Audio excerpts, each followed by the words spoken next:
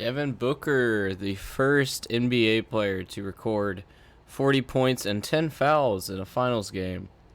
That joke definitely hasn't been made 30 times after game 4, but let's hop into the episode. By the way, this video contains videos of my friends reacting to the game as well as reacting to Space Jam, and I got their permission to use it, so I hope y'all find that as fun as I did.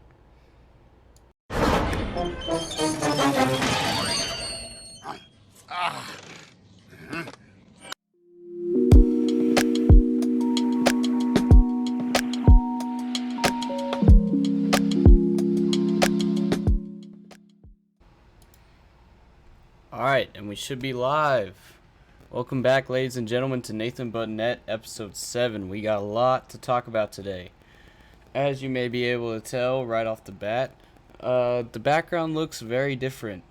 I got some more stuff, and so instead of just showing the bookshelf, I expanded the webcam to include the nightstand so I could have some more stuff here, as well as the championship poster there and the AT&T Center sign I always talk about in the back.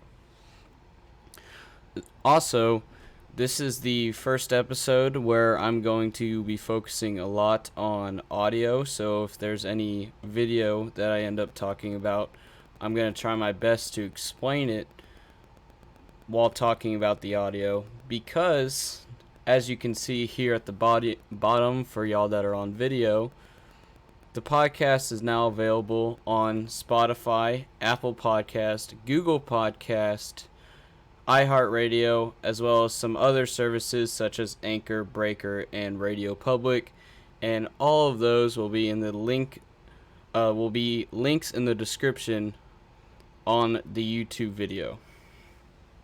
Now, before we get into anything, I ordered something that came in a couple days ago that I want to open and show on stream. This box is already open just because I wanted to make sure both of these were in here.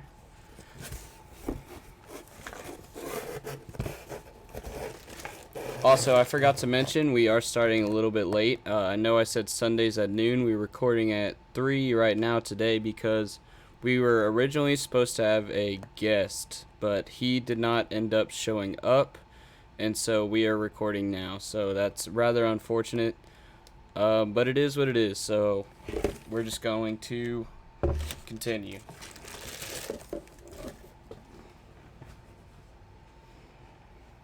So this is the first thing I ordered.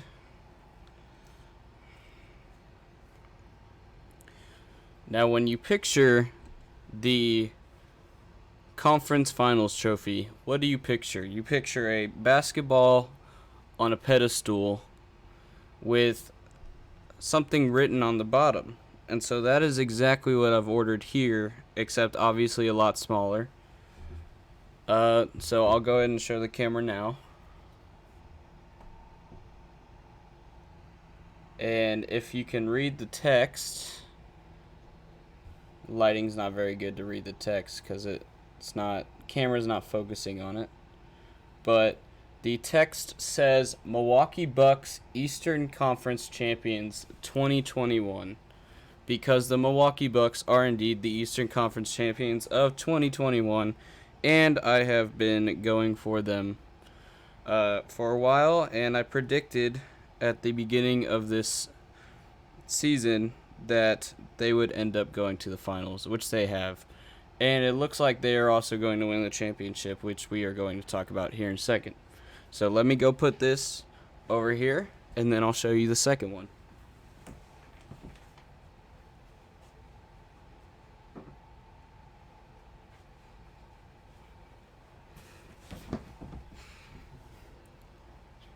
Now this is the second thing I ordered.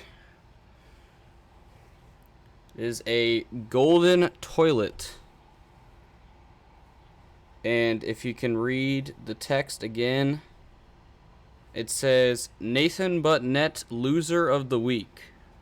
So this is going to be a new segment we start on the podcast, in which every week we will have a new sort of player, team, or anything like that gets put in loser of the week. Now, on here it says March Madness. I'm going to try and put a little green paper or green something over the where it says March Madness, so it's a green screen, and then I can put whatever I need to there rather than it just saying March Madness the whole time. But I will say that I think the first loser of the week for this week is going to be the Suns fans. And I'll explain why here in a sec. Again, I'm just going to put it back there, and then I'll come back to the microphone.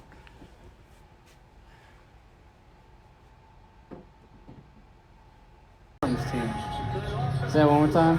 What? How you were saying, like, they're just too big and everything? They're just too big, bro. Like, dude, they switch off, and, like, Middleton's, like, down low with Chris Paul. Like, how's that, like, and that's the second shortest person on the court. Look at this. Look at this, bro. Look at Drew Holiday. Yeah. He looks like a small forward. Yeah. So, I'm once again wearing my Milwaukee Bucks shirt for recording today. And that is because the Bucks have won Game 5 of the NBA Finals, taking Game 6 to Milwaukee. And that is very exciting as a Bucks fan because almost every I don't think we've lost a single time in Milwaukee in this entire postseason. Then again, I don't want to count my chickens because I do think the same thing was also true for Phoenix. Phoenix hadn't lost a single time in Phoenix at the postseason, and then they lost Game 5. So we could still lose Game 6. It's a possibility, and the series could go to Game 7. However, as a Bucks fan, it is good knowing that right now it looks like we have the highest percentage chance of winning. And let me go ahead and pull up the box score so we can talk about Game 5.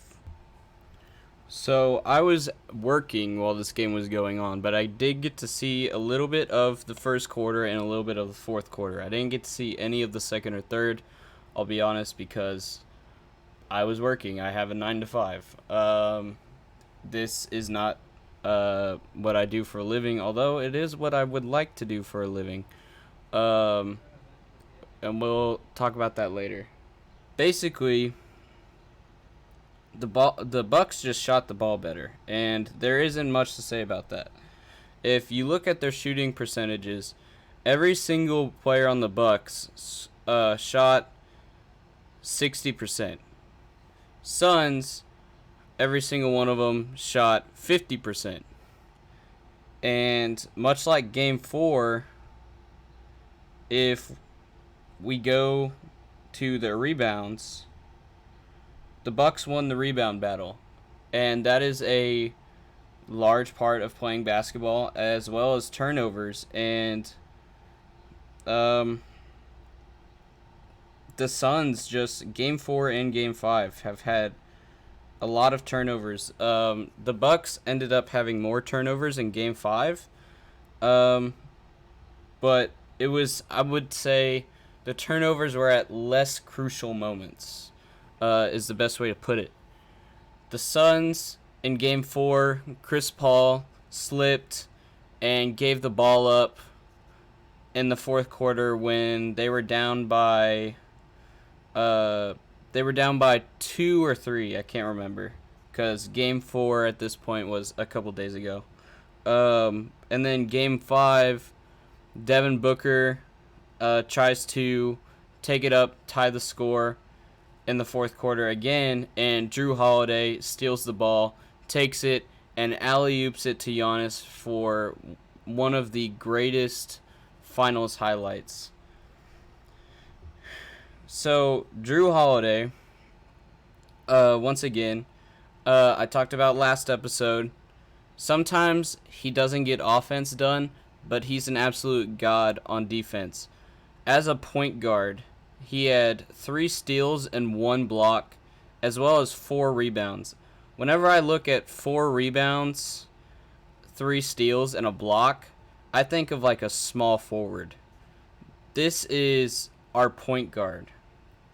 And then he decided to show up for offense yesterday, which is really good. Because obviously you want more people. You want more people to be doing their job on offense than not.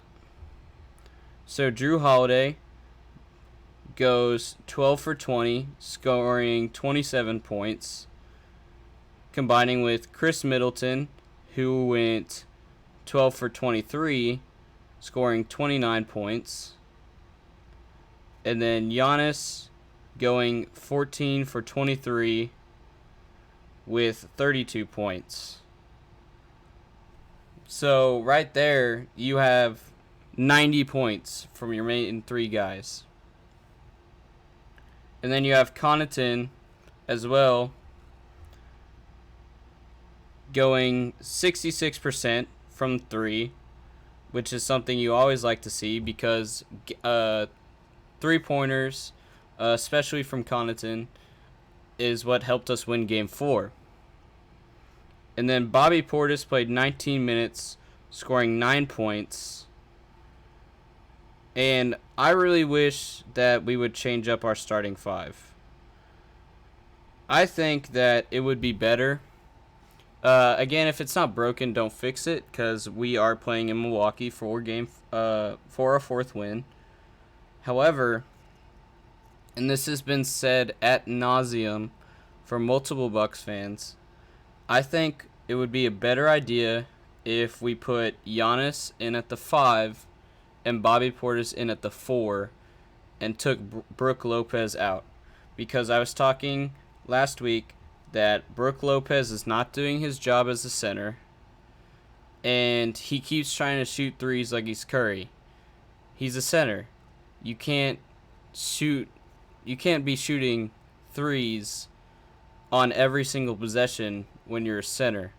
You need to be taking it through the paint just like Giannis is and scoring in the paint. That's your job as a center. And then we look at Bobby Portis. Bobby Portis had 9 points, the same as Brook Lopez, with 10 less minutes. So I think Bobby Portis is much more efficient, and I think Giannis can play the 5 because he's played at the 5 before. And then Bobby Portis, instead of coming off the bench, can play the 4 spot where Giannis is. And this game, or this series I should say specifically, goes to show exactly what I was talking about in episode 5, which is big men play such an important role. You look at what is happening, and it's word for word what I said is going to happen in a big man versus 3 series like this. I said, if you have big men or you have people that shoot your 3, every now and then you're going to miss your 3s. If you have a big man, you can throw it inside the paint. Your person in the paint can get some contested shots with their size, or they can just straight up dunk it. You look at the Suns versus Bucks. That is exactly what's happening here. The Suns know that they dominate the 3-point line. They're going to use that to their advantage. They're going to shoot 3s on almost every possession. However, nobody has a 100% 3-point shooting. So they miss. The Bucks get the rebound. The Bucks take it to their side of the court. They pass it to either Giannis, Middleton, or if Brook Lopez is on the floor, they pass it to Brook Lopez, or maybe Connaughton, maybe Bobby Portis, whoever happens to be there. And they go through the paint, and they just absolutely dominate. And then you look at what the Suns are trying to do. The Suns know that is what's going to happen. They know that Giannis is going to go through the paint because that's what he does. So they try and pull what they did with the Lakers series, which is create a wall. They try and basically replicate the LeBron wall. So if you look at any time Giannis has the ball for the Bucks and tries to go through the paint, there's 3-4 guys on him. The problem is that the LeBron wall does not work on Giannis. Giannis somehow is able to shoot shots that for any other player would be a 30-40% chance shot, and Giannis is hitting it 9 out of 10 times with 4 guys on him. And with 4 guys on him, a lot of the time he's also drawing a foul, which makes it his drive through the paint a 3-point play. It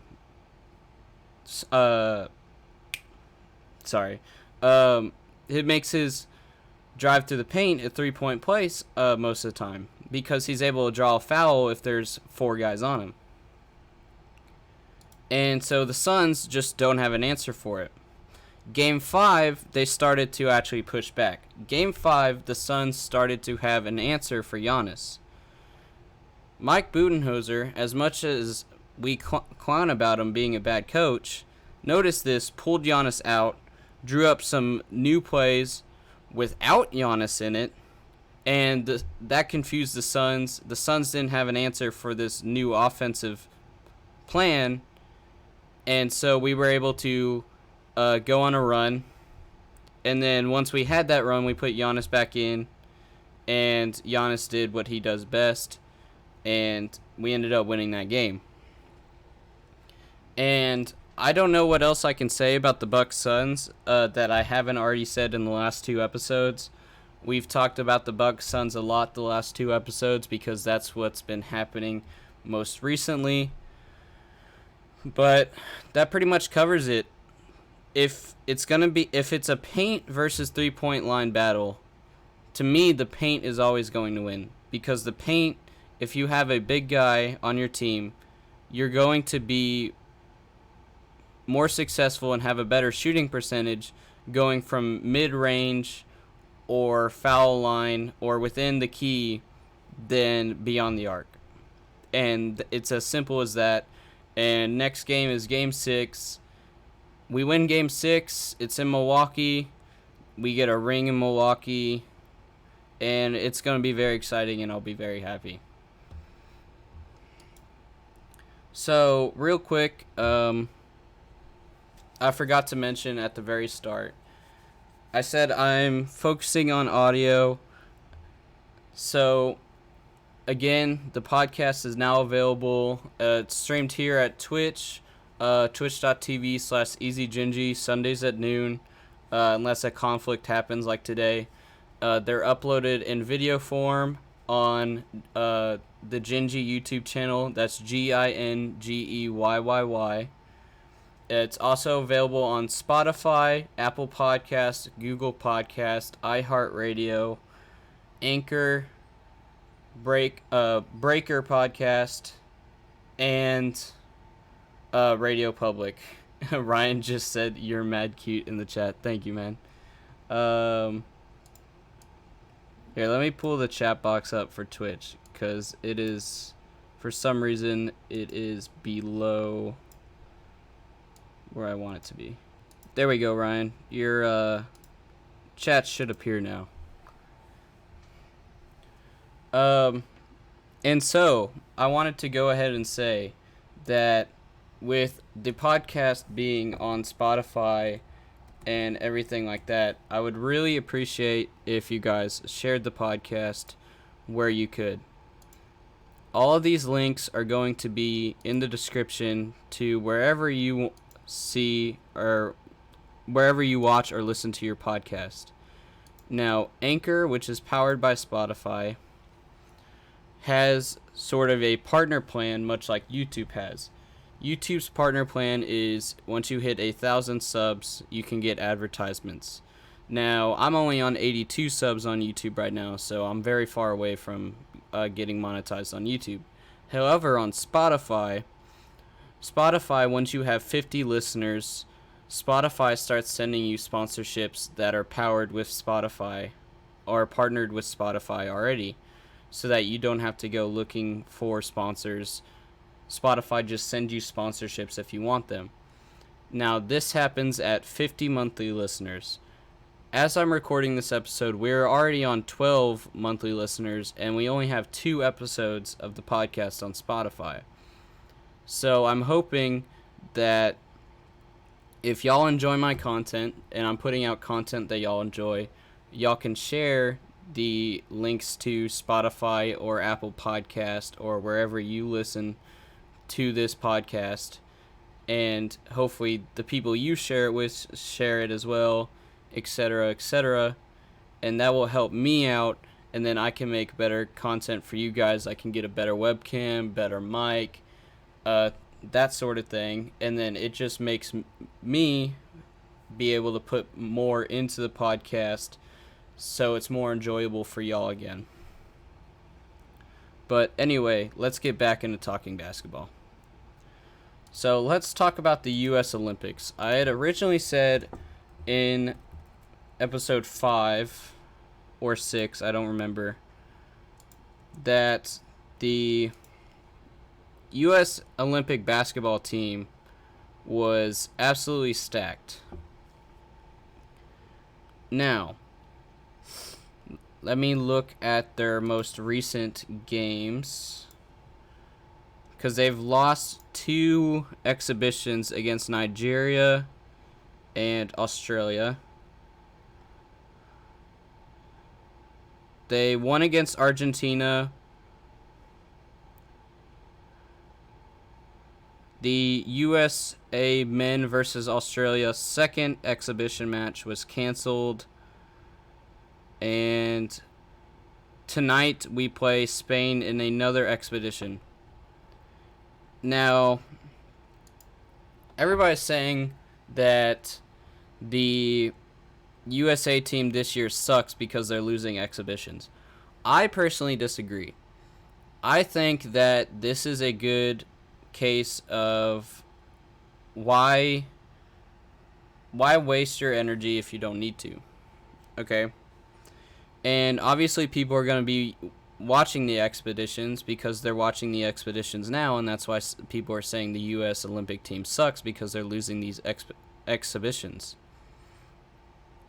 But I think that the USA team personally isn't putting in 100%, and that is because it's an exhibition.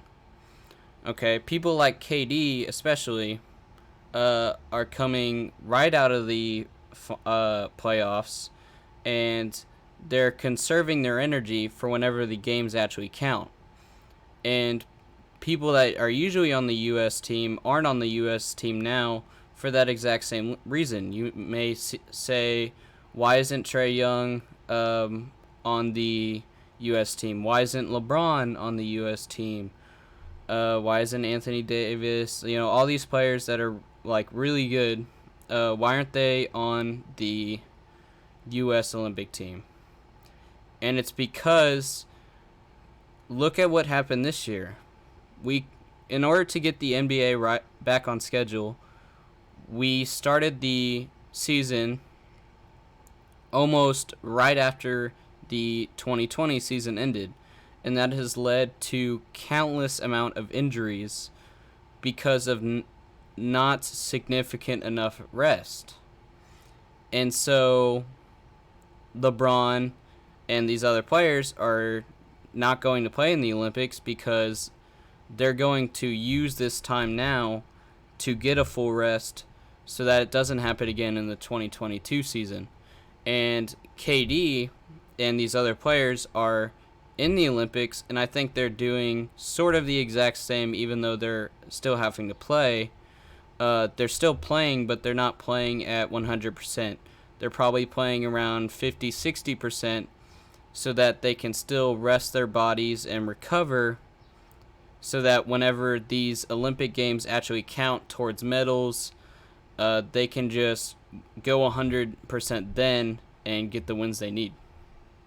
And it's as simple as that. That's what I truly think. Now again, whenever these games start actually counting, the U.S. teams could start losing. I could be proven very wrong. But that's what I think as of right now. So now we can go ahead and talk about Space Jam 2. Space Jam 2 came out 2 days ago. I went and saw it on opening night. I know y'all can't really see with the lighting, but right there, I did go ahead and get a Space Jam LeBron Funko Pop, the large one. And then I also have right here the small, like three or so inch ones of Bugs Bunny, Taz, and LeBron as well. Now, I don't think it's any secret that I, as a Spurs fan, am not a huge fan of LeBron James. However, going into this movie, even though I don't like LeBron James that much, I still found the movie very, very enjoyable. I really liked the movie. Now, I'm going to talk about the movie here, so if you haven't seen it, you can skip ahead a couple minutes, because I am going to talk about some things in the movie that may contain a couple of spoilers. So again, if you haven't seen it, and you really want to watch it, go ahead and skip ahead. If you've already seen it, or you just don't care and you're not going to see it, then you can keep listening. Alright, so I'm back home. Great movie. I'm going to talk. It's Friday, the day it came out. I'm going to wait to share my thoughts on Sunday on the podcast. However, while I saw it in the theaters, my mom was home, and she decided to watch it on HBO Max. Now, my mom, huge, crazy, obsessed fan of Wonder Woman, and also afraid of spiders. So I'm going to see what she thinks of the movie, because those of y'all that have seen it, y'all know exactly why I'm asking those questions. So Mom, what'd you think of Lola Bunny? Oh my gosh! Oh my gosh, I knew they were gonna go get Lola, but I did not know she was gonna be with Wonder Woman! It was just a miracle, but I found Michael Jordan! He was in the audience! I know he can help! I'm not a big MJ fan, but he was in the original. Hour already! And the music. At guard, 6'6" from North Carolina. Number 23, Michael Jordan! Not the right Michael Jordan! Come on, man. That's Michael B. Jordan, the actor. Buzz, what are you doing? And it looks like a broken play. In and out, crossover, step back, Buzz! No!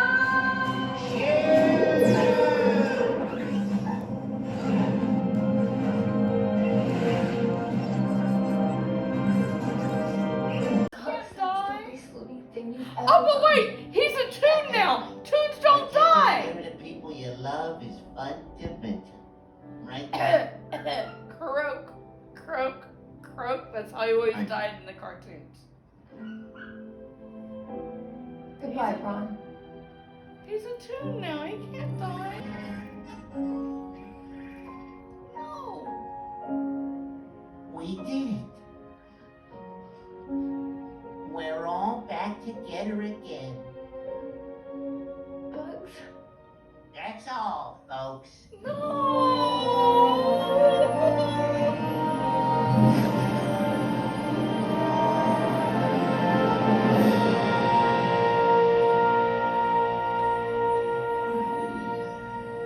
They killed Bugs Bunny! Aw, it's so sweet. What's up, Doc? Buzz, how did you... Come on, you didn't think you'd get rid of me that easily, did you? I told you, I'm a Toon, Doc. I can survive anything. I said that! I said that! As a Spurs fan, again, I I don't like LeBron. But this movie was one of the best movies I've seen in theaters in a long time. And it actually, ironically enough, I think made me like LeBron a little bit more. Just because of the intro to the movie. The intro to the movie,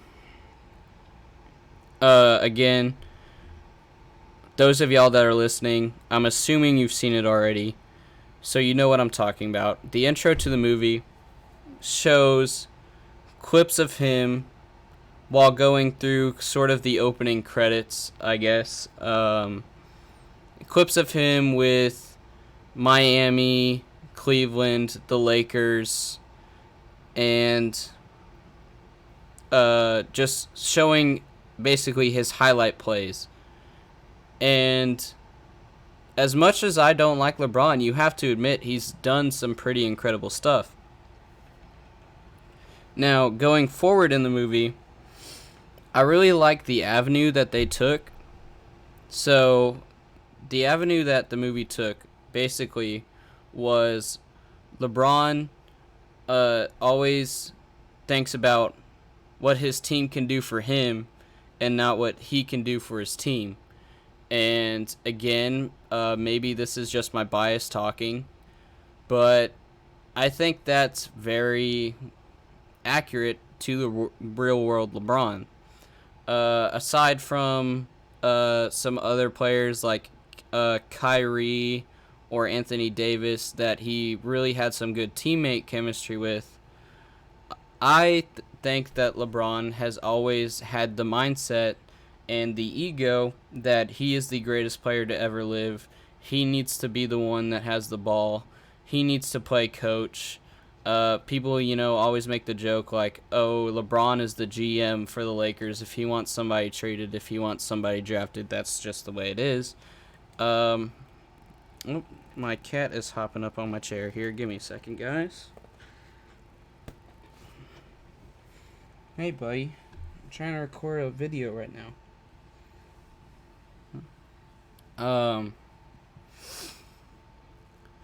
Anyway, I think personally LeBron does sort of have an ego problem, and that is why I don't like him.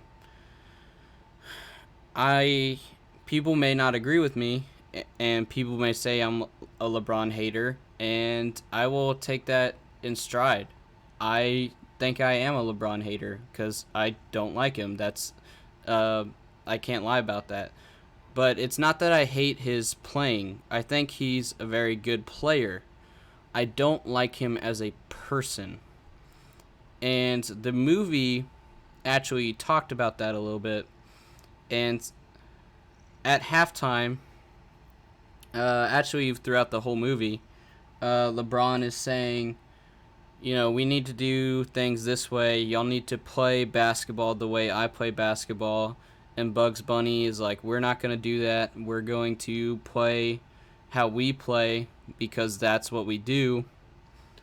And then at halftime, LeBron is asking, why are we losing? Yada, yada, yada.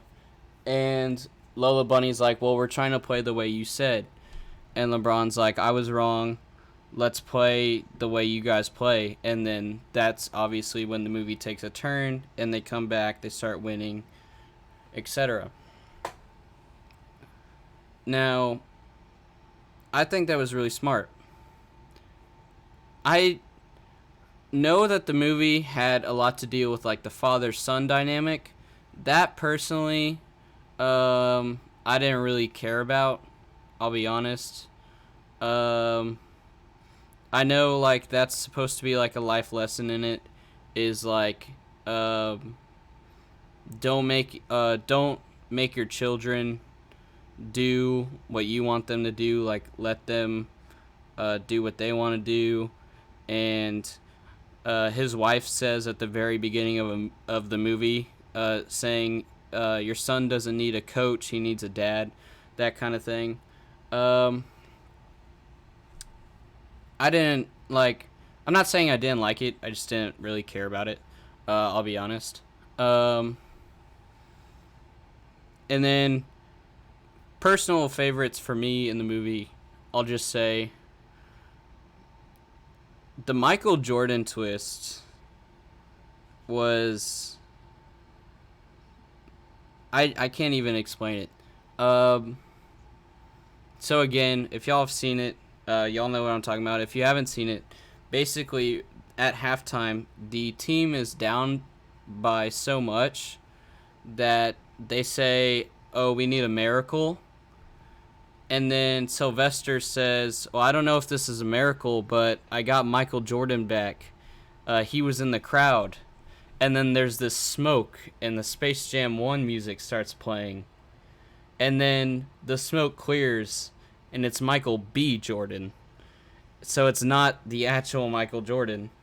And I like that they referenced the first Space Jam, because I was going into this expecting that, I'll be honest, I was going into this expecting that because this is Space Jam 2, and as the movie title even says, A New Legacy, and this was for a new generation, I was expecting them to basically ignore the first one completely and act as if it was a reboot rather than a sequel with just LeBron instead of Michael Jordan. That's what I thought it was going to be going in. I thought it was going to be just a completely reboot with LeBron. But they actually did make it a sequel, which I really enjoyed. And Sylvester, after getting the wrong Jordan, says, "Well, it has been 25 years. I don't remember what he looks like," which I thought was very funny. And then some other things in the movie. It's a giant Warner Brothers commercial, just like the first Space Jam. It's all it is a giant Warner Brothers commercial because they have fans come and see the game, and all the fans are things that Warner Brothers owns, such as Iron Giant, King Kong, Scooby-Doo, trying to think of some other ones, but yeah, like all the Warner Brothers entities come and watch the game, and they talk about Harry Potter, Batman, all this stuff in the movie. And it's just, again, it's just a large Warner Brothers commercial. However, even with it being a giant Warner Brothers commercial, I didn't really have a problem with it because they did it in a very sort of, I don't want to say natural way, but it made sense because they were in like the Warner Brothers server, and it didn't feel forced, I guess is the word I'm looking for. And then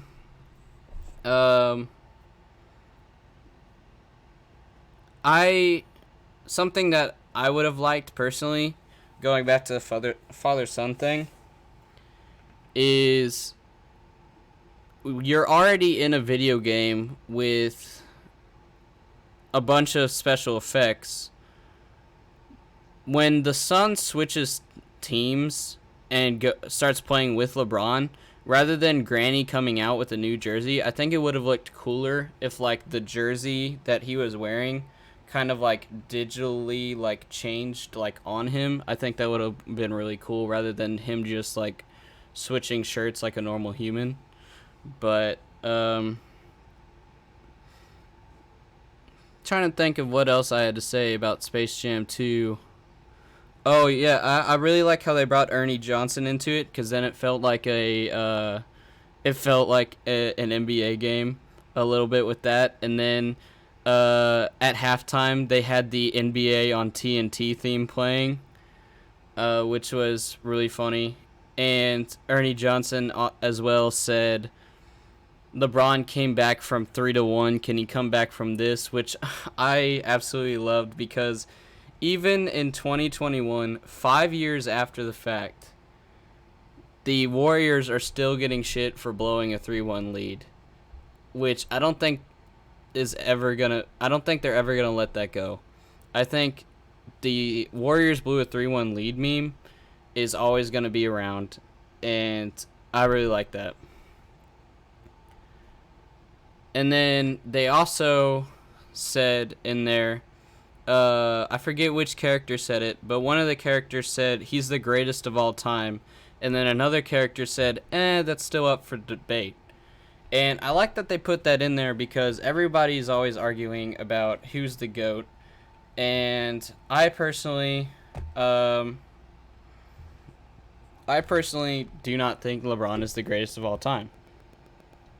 And that goes back to me saying earlier that I don't like LeBron, and it could be my bias talking. I don't think LeBron is the greatest of all time. I don't think he's even close to the greatest of all time, if I'm being honest. Again, he's a great player, has a lot of accolades, but let's think about this really quick. Obviously, the one he gets compared to a lot is Michael Jordan, but let's look at other players as well.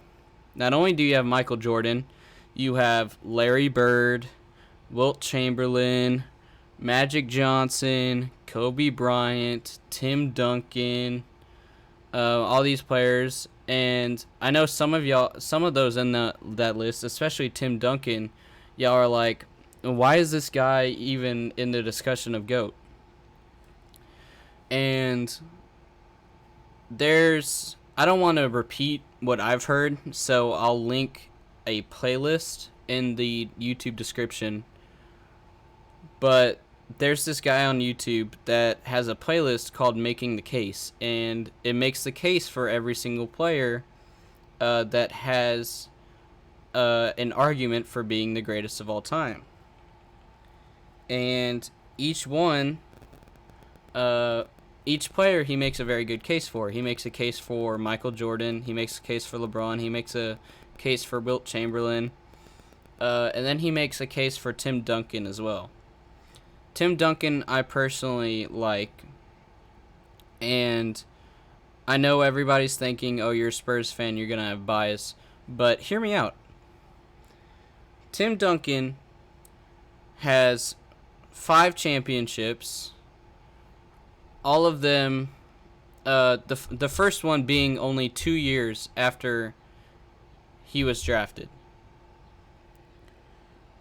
And in those 5 championships, he has, I think, 3 Finals MVPs.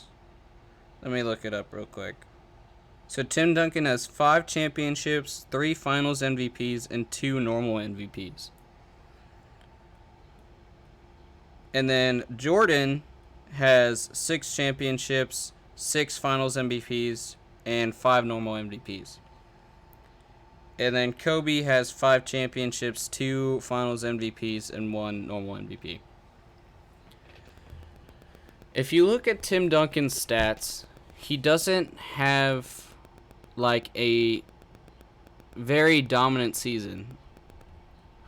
All those other players you can look at, like you can look at Michael Jordan and be like, okay, this was Michael Jordan's prime. You can look at LeBron, be like, this was LeBron's prime. You can look at Kobe, be like, this is Kobe's prime. Tim Duncan doesn't have a Tim Duncan prime. He was in his prime from the moment he was drafted to the moment he retired. He just had those stats the entire way. And some of you may argue, well, Tim Duncan had amazing teammates.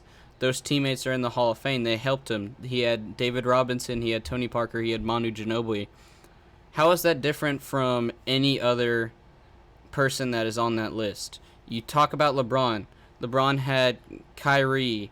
He had Dwayne Wade. He had Anthony Davis. Michael Jordan. Michael Jordan had Scottie Pippen, Steve Kerr. I mean, you can't just use teammates as an excuse, especially when those excuses can work towards other people you say are the GOAT. And I really wish my special guest was here, because then this could be a long discussion, because he's actually a LeBron fan, and that's one reason he was going to come on today, is he was going to talk Space Jam 2 and the LeBron GOAT argument with me, but unfortunately he's not here. So I've basically said my piece. I don't think LeBron is the GOAT. I think there are many other people that are in that discussion, and I think it's very hard to pick one player and be like, this player is the greatest of all time, because I think many of these players are around the same level as each other. I would say you put Michael Jordan, Kobe, LeBron, Larry Bird, and some of these other players together, and at that point, it's picking a name out of a hat, because you can look. Obviously, they play different. A lot of them play different positions, and a lot of them have different stats. A lot of them have different awards, and you can't just pick one thing and say that person's greater. You can't just look at Michael Jordan's championships and say he has more championships, he's the best, because he's not the greatest at other things. And that's why I think it's very hard to choose a GOAT. And I will probably talk about this more. Oh, that's my phone going off. Sorry about that, guys. I will most likely talk about this more and go more in depth on other episodes, but that's all I have to say for right now. Is I don't think LeBron is the GOAT, personally. So now that that's done, we can go ahead and go into the draft class for 2021. So we've already talked about the mock draft. So I want to go through each of these players individually. Basically what I did was, last episode I talked about the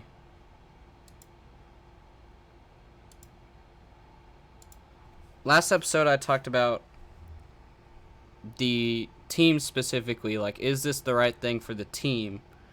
But I want to talk about the players on an individual level now. I don't want to talk about how well they fit who's ever picking them, but how well they would fit in the NBA as a whole, if that makes sense. So it's kind of a different shift from what we did last episode. So Cade Cunningham easily, I think, will fit in the NBA. I don't know how well he'll be with the Detroit Pistons, because here's the thing. He gets assists and he can shoot, but you can't get assist if the people you're passing it to can't shoot. Okay? I could be let's take like a random guy. Let's just say there's a random guy in college that is somehow averaging 50 assists per game, which obviously is insanely crazy. He would be the best point guard ever if he had 50 assists a game. Let's take that guy and we put that guy on a team that has a 10 field goal percentage, which if you have a 10 field goal percentage, I don't know how you're in the NBA, but again, we're doing like hypotheticals. We're looking at the extremes here to make my point. Let's imagine you take this guy with 50 assists, put him on a team where everybody has 10 field goal percentage. That 50 assists per game is going to go to like 0.4 assists per game, because anytime you pass it, these guys that you're passing it to aren't going to make it. They're going to brick that shot, maybe even airball it if they have 10% from field goal. And you can't get the assist if your team doesn't do what they're supposed to be doing. And that's pretty simple. That's why it's called an assist.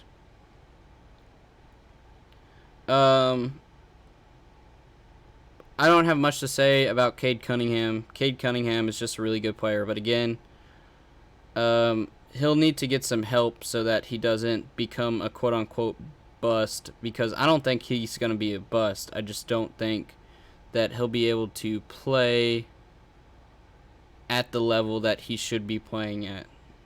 Or, like, I don't think he'll be able to use his full potential, I guess is what I'm trying to say.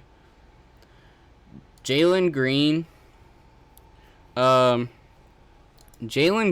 and Evan Mobley, both of them, I think they're very dominant in the paint.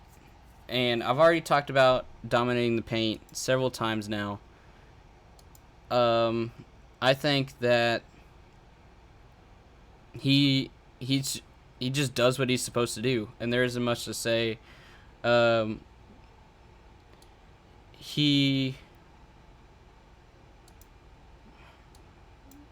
to think of my words here. So, I think he should get his assists per game up if he's playing shooting guard. But 6'5", 172. I think if you coach him on defense, then he'll be an excellent player. He could be a player that's like Drew Holiday, that is your defense guy and just does what you need him to do. Evan Mobley. Evan Mobley's a center, 7 foot.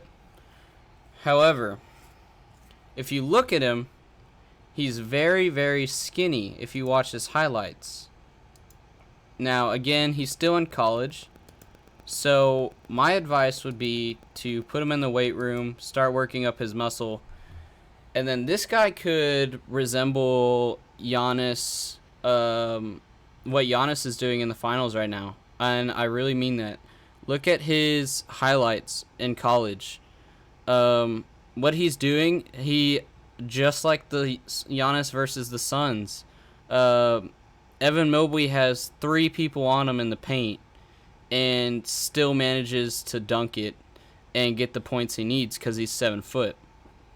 Now, he's making these points, but again, he's very skinny, and he's doing this in college.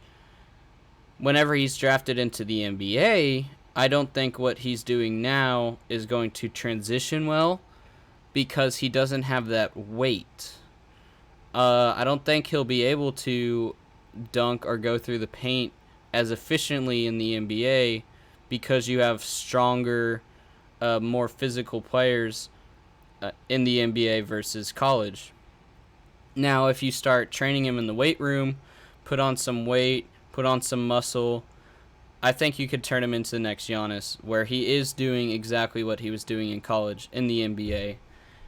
And Jalen Green, as well as Evan Mobley, I honestly think that both of them could be in a dunk contest when the year they're drafted.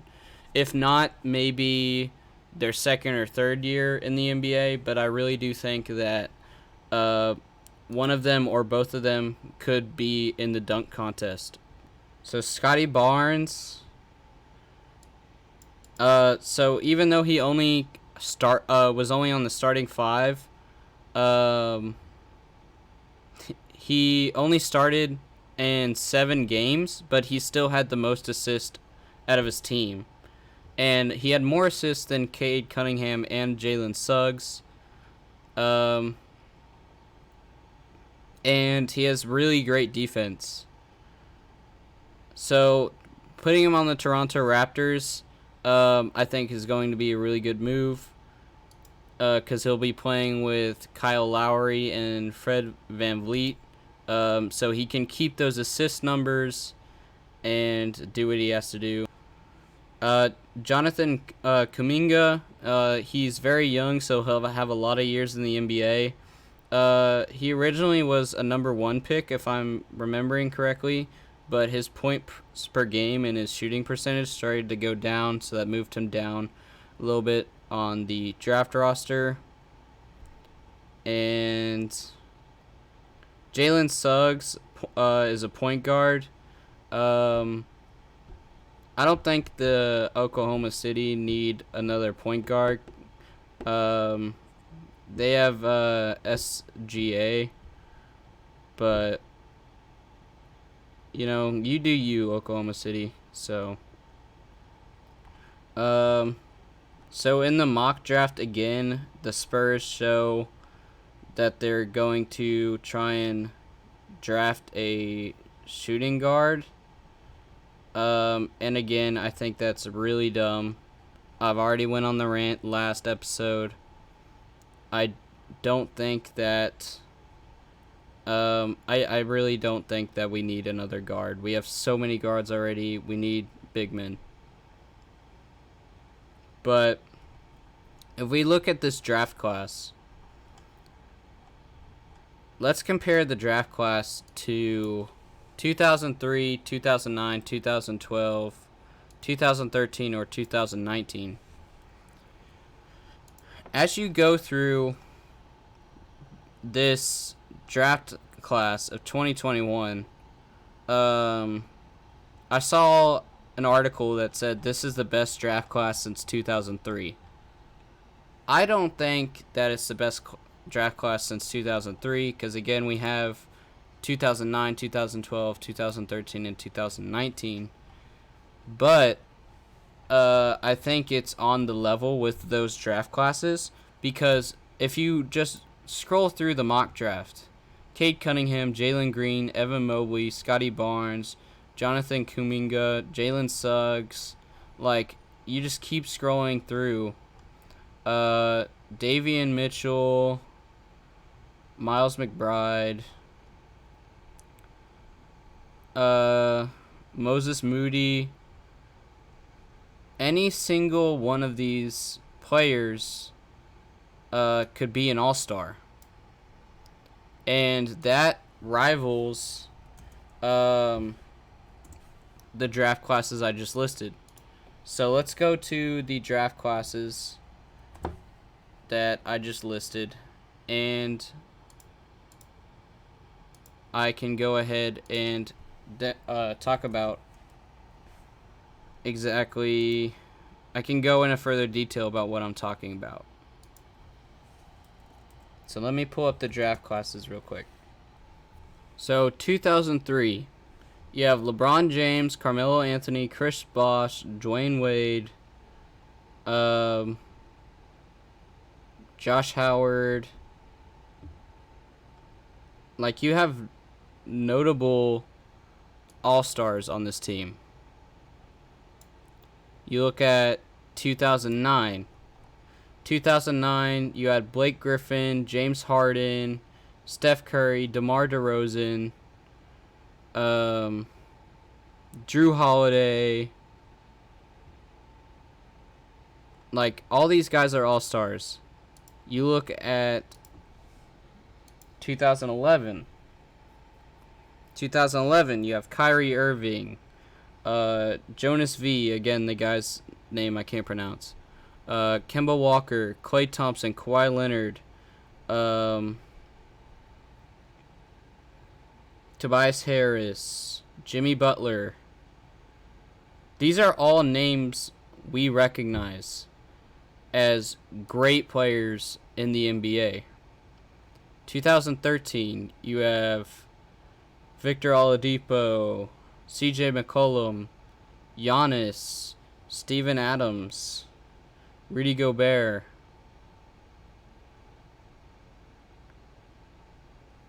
We go to 2019, the last one I listed. You have Zion, Ja Morant, RJ Barrett.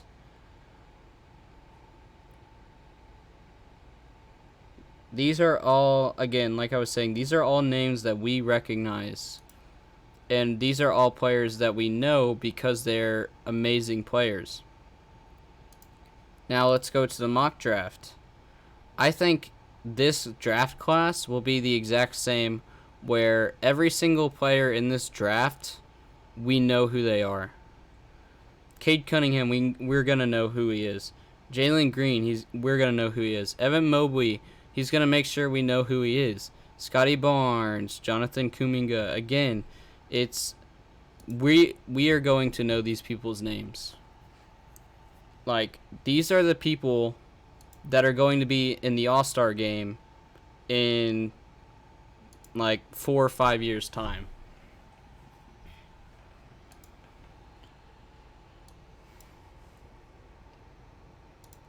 So last but not least, since we are talking about the draft and things like that, let's go ahead and go into the draft or free agency, sorry. Or not free agency, but trade rumors. The 76ers are looking to trade Ben Simmons. I don't think anybody's going to take Ben Simmons, though.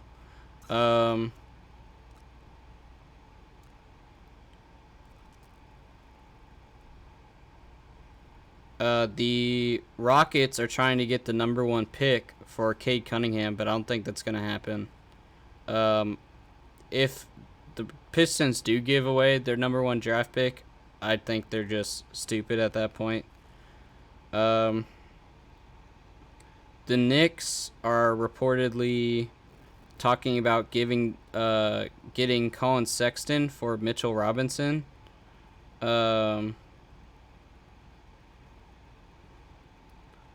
The Lakers, the Clippers, and the Bulls are all looking at Lonzo Ball.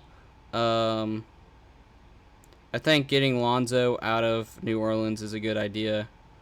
However, New Orleans is trying to get Kyle Kuzma for Lonzo Ball. I think that's a downgrade. And then the Clippers get Terrence Mann. Or the Clippers give away Terrence Mann, is what I meant to say, sorry. And then, as well, this is the big one here. The Nets super team is possibly breaking up. The Nets are open to trade. I'm reading this from Trending NBA on Instagram. Quote, the Nets are open to trade Kyrie Irving this offseason due to growing frustration between him and the organization. End quote. So Kyrie might once again be leaving, as well as Blake Griffin said he wants to leave the Nets, just like he left Detroit. So I think it might just be KD and Harden that are left on this Nets team, and I think that's a bad idea. You worked so hard to get this super team, and now you're just breaking it up after y'all lost in a Game 7. I think keep that super team, rest, and you'll win the finals next year. The Warriors are trying to get Carmelo Anthony. I don't think they need another guard. The Nets may take Lonzo Ball for Kyrie. I don't think Lonzo is on Kyrie's level, but you would be getting another significant guard, so at least you have something there. I think, again, I want to get rid of Kyrie, but Lonzo could be a significant replacement, although he's not on the same level as Kyrie, but he is a pretty good guard as well. This is the one I was very frustrated about. The Spurs may package DeMar DeRozan in a deal to the Sixers in exchange for Ben Simmons. Why the fuck do we want Ben Simmons? Ben Simmons doesn't shoot. Ben Simmons is horrible. Plus, Ben Simmons is another guard. Like, if we make that trade happen, I'm going to be so incredibly mad. This is one I'm sure y'all have heard already, because there's always the meme, get MB3 out of Sacramento. So, again, Trending NBA, quote, according to sources, the Sacramento Kings are willing to offer a package that includes Buddy Hield, Marvin Bagley III, and one or more future first-round draft picks in a deal for Ben Simmons, end quote. I think getting Marvin Bagley and Buddy Hield out of Sacramento is a good idea. However, trading them for Ben Simmons, I don't think is a good idea. I really don't think Ben Simmons is that good of a player. And then there was obviously the rumor that Damian Lillard is going to leave because he said, quote, I was like, man, this just isn't going to work, end quote. But Damian Lillard has since denied the trade accusations.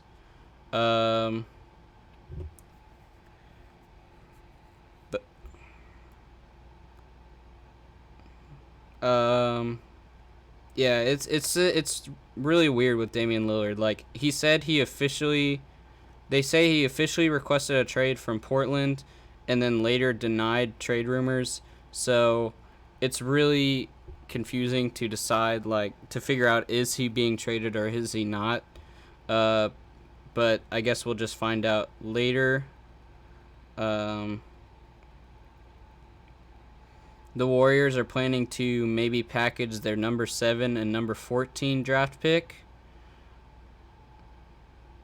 for another player. I think if they do that, they definitely need a big guy, as I was explaining before, so that they don't turn out like the Suns that just shoot from 3 and nothing else. But that's really all I have for this episode, guys. I will go ahead and see y'all in the next one.